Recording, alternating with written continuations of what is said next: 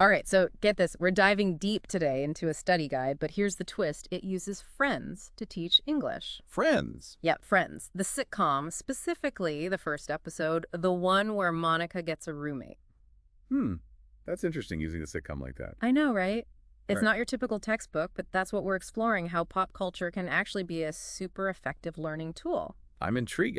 Everyone knows Friends, right? Exactly. And that's part of the brilliance, I think. It provides this familiar and fun context for language learning. Yeah, it makes sense. Instead of just dry grammar rules, you're learning through something enjoyable. Plus, sitcoms like Friends, they use everyday language, right? With all the slang and idioms. Oh, absolutely. And the humor, too. Let's not forget that humor makes learning so much more memorable. When you laugh, you remember? True, true. So this study guide, it breaks down the episode into different sections, like key vocabulary and phrases to listen for. I see. So it's structured to help you focus on specific language elements. Yeah, and what's cool is it connects everything back to the plot, so you're learning in context. Makes sense. Yeah. Think about it. You're more likely to remember a word if you understand how it's used in a real situation. Exactly. It's not just memorizing a definition, it's seeing how the language comes alive. You know what I mean? Absolutely. Context is key for sure. And Friends, it's also globally popular, right? So it provides a shared cultural reference point. That's a good point. A lot of people can relate to those characters and situations. Exactly. And that familiarity can make the learning process less intimidating. You're already comfortable with the world you're stepping into. So, okay, let's talk about some of these sections. Key vocabulary, for instance, they highlight words like roommate, wedding, divorce. Simple words, but essential to the episode's plot, right? Right. And I like how they point out these words are likely to pop up again and again in everyday conversations. Yeah. Repetition is key for language learning. The more you encounter a word in different contexts, the better you'll understand it. It reminds me of when I learning Spanish, I used to carry around this little notebook and write down any new words I came across. Did that help? It did. I'd review them constantly and try to use them in sentences. It was a bit awkward at first, but it definitely sped up my learning. Makes sense. It's all about active engagement, right? Yeah. The more you interact with the language, the better you retain it. Exactly. And that's what this study guide seems to emphasize. It's not about passive watching.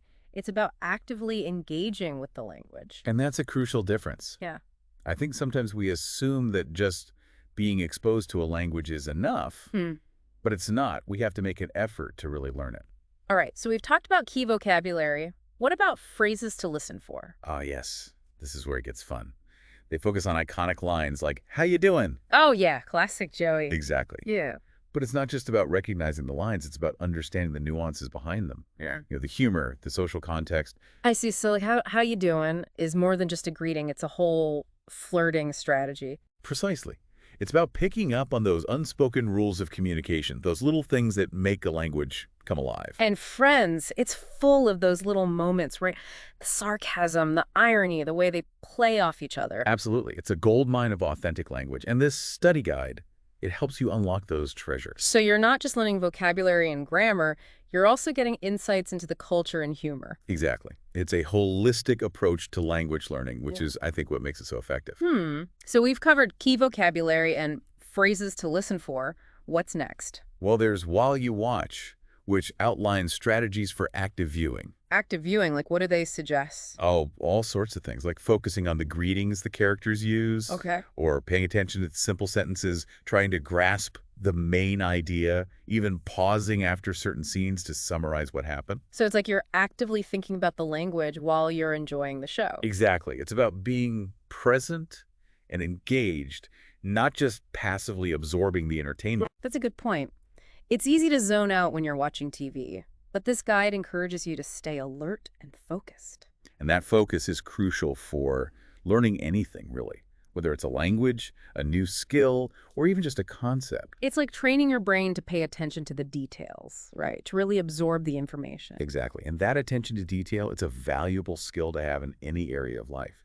It's like you're building those mental muscles, the ones that help you process information and make connections. And I bet that translates to real life conversations too, right? Like being able to follow along and understand what people are saying. Oh, absolutely. It's all connected. Yeah. Those skills you develop while actively watching a show, they can definitely spill over into your everyday interactions. That's encouraging to hear. So, okay, we've talked about while you watch, what about after the episode ends? Is there a section for that too? You bet there is. It's called After You Watch, and it's packed with activities to help you solidify your learning. Like what kind of activity? Well, they suggest things like writing sentences, using the new vocabulary you've learned, Okay, that makes sense. and answering comprehension questions about the episode to make sure you really understood what happened. So it's like a mini quiz to test your knowledge. Yeah, kinda. But it's more about reinforcing the learning, Right. making those connections stick. I see. And is that all just vocabulary and comprehension, or is there more? Oh, there's more. All right, they even suggest role-playing scenes with a friend. Role playing, like actually acting out scenes from Friends. Exactly.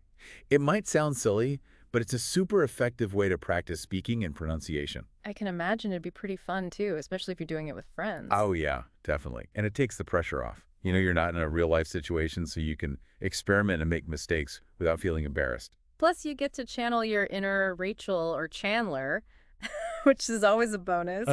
Exactly. Yeah. And you know what's cool about role-playing? It forces you to think on your feet to come up with responses in real time. Oh, I see. So it's like a simulation of a real conversation. Precisely. You're using the language actively, not just passively absorbing it. And that active use, that's what really helps us internalize a language, right? Absolutely. It's like learning to ride a bike.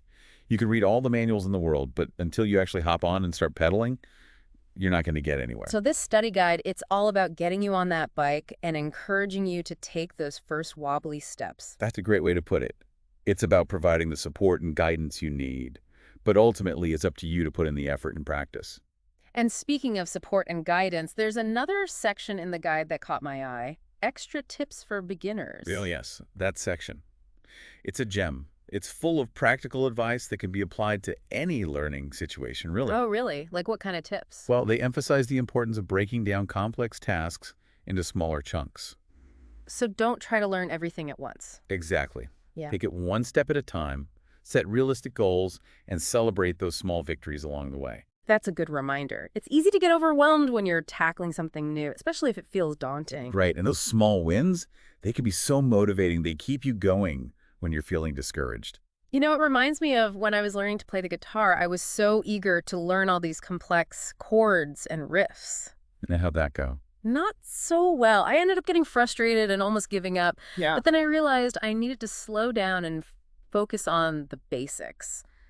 Just mastering those simple chords first. And did that help? It did. Once I had those fundamentals down, everything else started to fall into place. It was like I had unlocked the key to the whole system. And that's the beauty of learning anything, really. It's about building a solid foundation one step at a time. And this study guide, it seems to provide that foundation for language learning using friends as the building blocks. That's a great analogy. It's like using those familiar characters and storylines as a scaffold to support your learning. So, okay, we've covered a lot of ground here. We've talked about active viewing, role-playing, breaking down tasks. But there's one section of the study guide we haven't mentioned yet, the final activity. Ah, yes, the grand finale, the culmination of all your hard work. So what is it? A test? A performance? Spill the beans. Well, it's not quite as dramatic as all that the guide instructs you to write a short paragraph summarizing the episode. Okay, so just a simple writing assignment. On the surface, yes, but it's actually a brilliant way to solidify your understanding. How so? Well, by summarizing the episode in your own words, you're forced to process the information you've learned, to synthesize it and make it your own. I see. So it's not just about regurgitating facts, it's about demonstrating real comprehension. Exactly. You're taking all those vocabulary words, those phrases, those cultural insights, and weaving them into a coherent narrative. It's like the ultimate test of whether you've truly absorbed the material. And it's a creative one, too. You get to express your own voice and perspective. So it's not just about learning the language, it's about using it to communicate your own thoughts and ideas. Precisely. And that's the ultimate goal of language learning, right? To be able to connect with others and share our experiences. This study guide, it's really impressive. It takes something as simple as a sitcom episode and turns it into a comprehensive learning experience. And it does so in a way that's fun, engaging, and accessible to everyone. I love how it challenges the traditional notions of learning. It shows that education doesn't have to be stuffy or boring. It can be entertaining and even hilarious as long as it's effective. And that's the key, right? It's not just about having fun. It's about making sure that learning actually takes place. Absolutely. And this study guide, it seems to have found the perfect balance between enjoyment and effectiveness. So if someone is listening to us right now and thinking, man, I got to try this, what's the one thing they should try first? That's a good question. I'd say the key takeaway here is active engagement. Active engagement. So not just passively watching Friends, but actually doing something with it? Right, exactly. It's about taking that extra step to really interact with the material. So, like, instead of just zoning out during the episode, I'm jotting down new words, or maybe even pausing to summarize a scene. Exactly. Or, like we talked about earlier, try role-playing a scene with a friend. It's fun, and it gets you using the language actively. Okay, so active engagement, got it. But that can apply to anything, right? Not just language learning. Oh, absolutely. Yeah. It's a fundamental principle of learning no matter what you're trying to learn. So, whether I'm trying to learn a new language, a new skill, anything really, active engagement is key. Precisely. It's about being an active participant in the learning process, not just a passive recipient of information. It's like the difference between reading a recipe and actually cooking the dish. That's a great analogy. You can read all the cooking instructions you want, but until you get your hands dirty and start chopping those veggies, you're not really learning. So, it's about taking action, experimenting, making mistakes, and learning from them. Exactly. And you know what? The beauty of this approach is that it can be applied to all sorts of unexpected learning sources. Oh, like what? Well, think about it. Cookbooks, travel blogs, video games, even podcasts like this one, they can all be transformed into learning tools if you approach them with an active mindset. Okay, that's interesting. So it's not just about finding the right materials, it's about adopting the right mindset. Right. It's about being curious about the world around you and looking for opportunities to learn everywhere. It's about turning everyday experiences into learning experiences. Exactly. And that's what makes learning so exciting. It's a never-ending adventure.